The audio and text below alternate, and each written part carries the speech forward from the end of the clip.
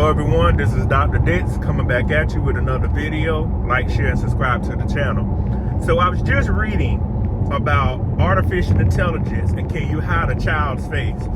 You know, I talk about a lot of the things about how artificial intelligence is going to eliminate jobs and replace humans.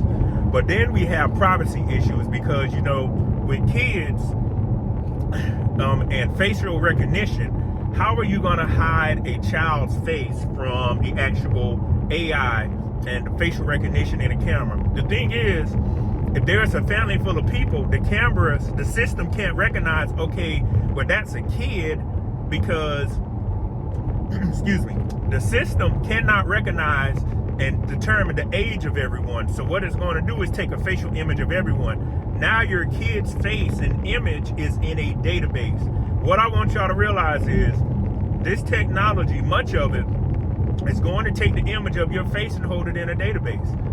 I don't think people understand. I even posted on my Instagram about how when you can board a plane now, or they're trying to make it to where instead of using your boarding pass, Homeland Security or the TSA is going to work in conjunction with the companies like Delta, American, or United, or whoever you fly with, to get your facial recognition to say you can use your face.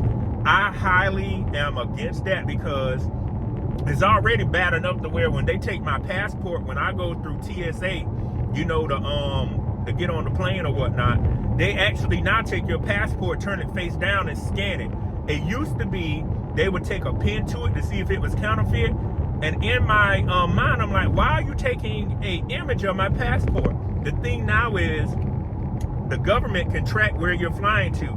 I mean, they already know you're getting on the plane, but now they're like, okay, they can say, well, Mr. Dix, your passport was scanned at the Phoenix airport 1 month. It was scanned here because y'all, I know you're supposed to have a real ID and they extended it. So this is a tidbit to everybody. If you don't have a passport, I highly recommend you get a passport. A, you don't know what's going to happen in America. B, I always take my passport with me when I fly in case something happens here. I can go get asylum in another country. That is very real talk. You don't know what may happen. You may be in New York, or I might be in Miami, Atlanta, wherever I'm flying to. A civil war breaks out here. I'm like, okay, well, I got my passport. I could book me an emergency flight to get out of here because as long as I got my laptop, my passport, and my wallet, I can make money with the things that I do. So that's one of the things I want to push you to do too. Before I get back on the point, make it to where you can work remotely from anywhere in the world. So if something happens, you can still make money. But back to the artificial intelligence and children. So we have serious privacy concerns. When I was doing my doctoral research and presentations, etc., we had a class to where I'll have to research it back to understand why everything is, you have to be 13 years or above to click on it. So that's why certain things with kids, you'll always see 13, are you 13 years or above? Because even on Facebook, even some on social media things, you have to be above 13. And now, like I was saying earlier, your baby's face, no matter the kid's image, no matter the kid's ages, artificial intelligence is going to get an image of that and say, I don't know the age of these kids. I'm just going to hold it. Now that data can be compromised and hacked into and somebody gets it. Now they can track to see where all of your kids have been over the wingspan of their life. I don't know if that's the right way to say it. But the wingspan or the span of their life. The thing is, you don't know this is even happening. You're looking up at a camera. Much of this software that's into these cameras, you're not going to know it's using facial. You're not going to know it's using facial recognition until something comes up and you're like, how did that camera get that image without my permission? Well, I'm not a lawyer or whatnot, but I know much of these things are going to violate the 4th Amendment, unlawful searches and seizures. That's one of the reasons why I do not have a Ring camera. I do not have Alexa. All of that violates unlawful searches and seizures. You know, pretty much getting my information without a warrant.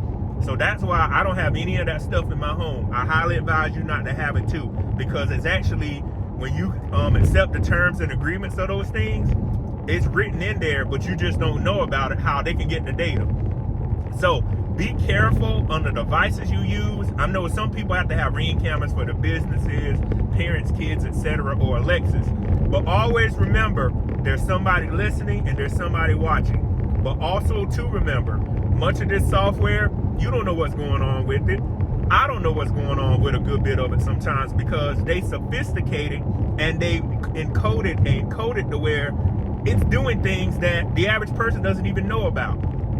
So again, make sure you're staying up to date. But if you have children, you have parents or grandparents or grandkids, etc., talk to them and share this video and read up on it yourself about the information, the article about does AI violate privacy concerns with kids to that magnitude. So again, the software cannot recognize if it's a kid or not. I'll give you a perfect example before I end the video. When hackers get information, they don't care about the age, they just get names and social security numbers. You think a hacker care for kids is 17 years old and in high school? They got a social security number so they can commit their crimes. So again, make sure you're staying up to date and staying one step ahead of what's going on. So again, my name is Dr. Patrick Dix, and as always, I will see you on the next video. Peace.